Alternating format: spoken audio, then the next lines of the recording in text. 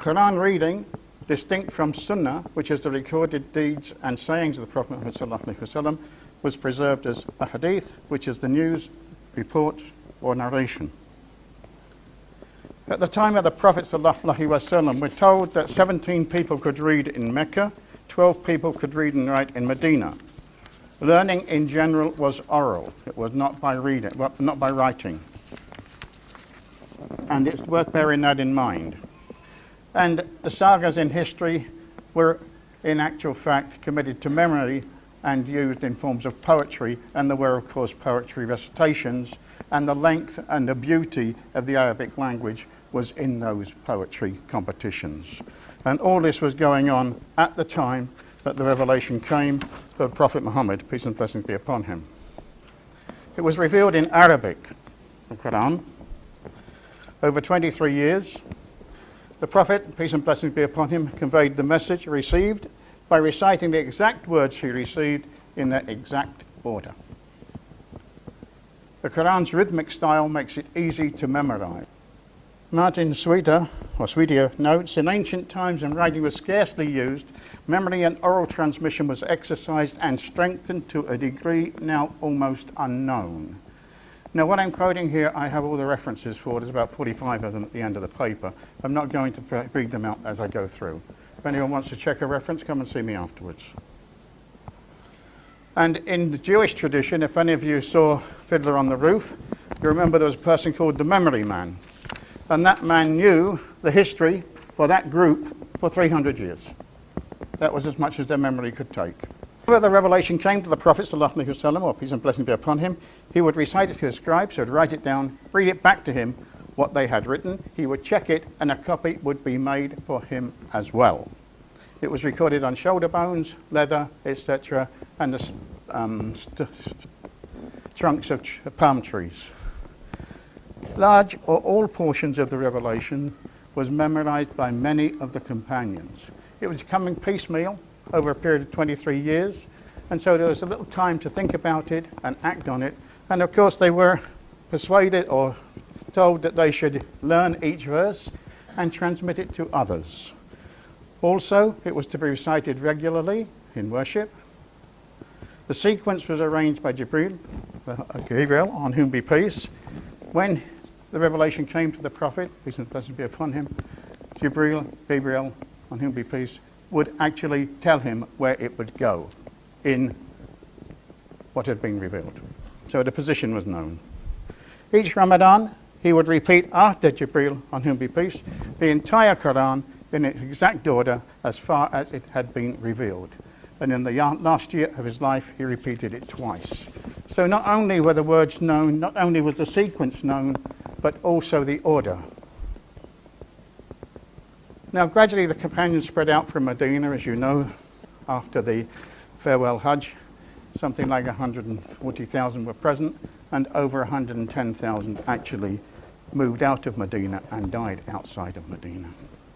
So they moved into different populations, different languages, different dialects. And centers and schools for memorization were established. Now, what happened was that the Prophet, peace and blessings be upon him, actually appointed people to read or recite or teach the Quran in particular dialects in certain areas. Now, as it spread farther and farther after the demise of the Prophet ﷺ, so there became problems. Which dialect should they learn? And in some cases there was confusion. In other cases there was a mixture. People might learn two. But let's just look a little at what some of the other people say who aren't Muslims. Kenneth Gragg, as you probably know, was actually the Bishop of Jerusalem at one time. He reflects, this phenomenon of Quranic recital means that the text has traversed the centuries in an unbroken living sequence of devotion.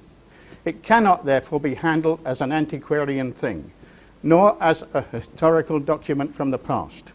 Quranic memorization has made the Quran a present possession through all the lapse of Muslim time, giving it a human currency in every generation, never relegating it to a bare authority for reference alone. In other words, it's something that's living. After the Battle of Yamama, these were known as the Qurra Wars, wars of apostasy, where a false prophet came up, the same there.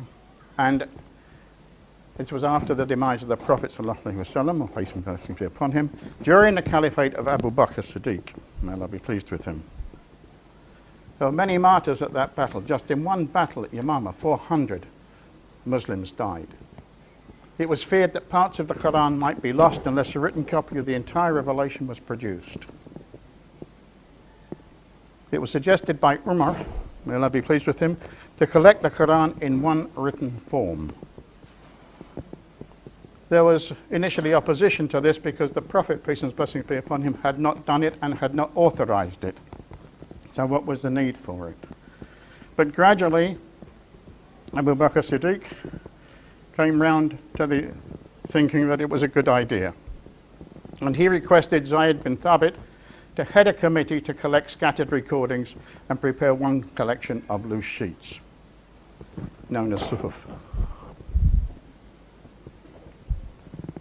If you're not sure about the number of martyrs at the battles, you can read Gibbon's Decline and Fall of the Roman Empire. You can read Suyuti, or a translation of Suyuti on the four caliphs, and that will tell you that there was over 1,100, over 1,200 all told. But some of those were from the plains, some were from the city, and some were from Mecca. In other words, some were from Medina and some were from Mecca. Only accepted material which had been written down in the presence of the Prophet, peace and blessings be upon him, was to be used. It was to be verified by two reliable witnesses who had actually heard the Prophet, peace and blessings be upon him, recite the passage in question.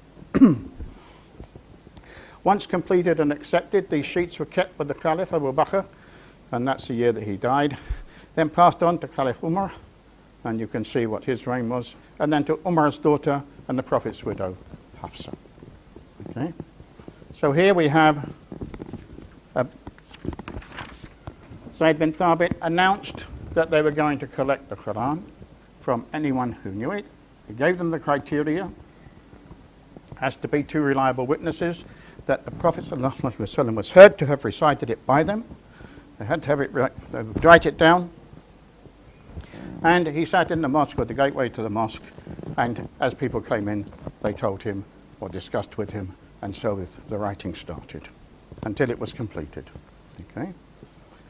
The Quran was actually revealed in 7 different Arabian dialects. Okay? And this is where the problems came, as I was trying to explain earlier. As the Muslims spread out, so the dialects spread out. And more than that, they began to merge, or to diverge, if you like, but actually to merge. And one day, Hudayfa observed people from the present-day Syria and Iraq disputing various pronunciations of words. And when he inquired where they learnt it from, he was given the names of the companions which the Prophet ﷺ had sent to that area. Okay? But other people were unsure which dialect should be used. Now there's a danger of distortions, divisions, disunity and corruption. And now we have Caliph Uthman, 15 years later. He asked Zayd bin Thabit and others to make a copy of the manuscript with Hafsa. Actually, there's two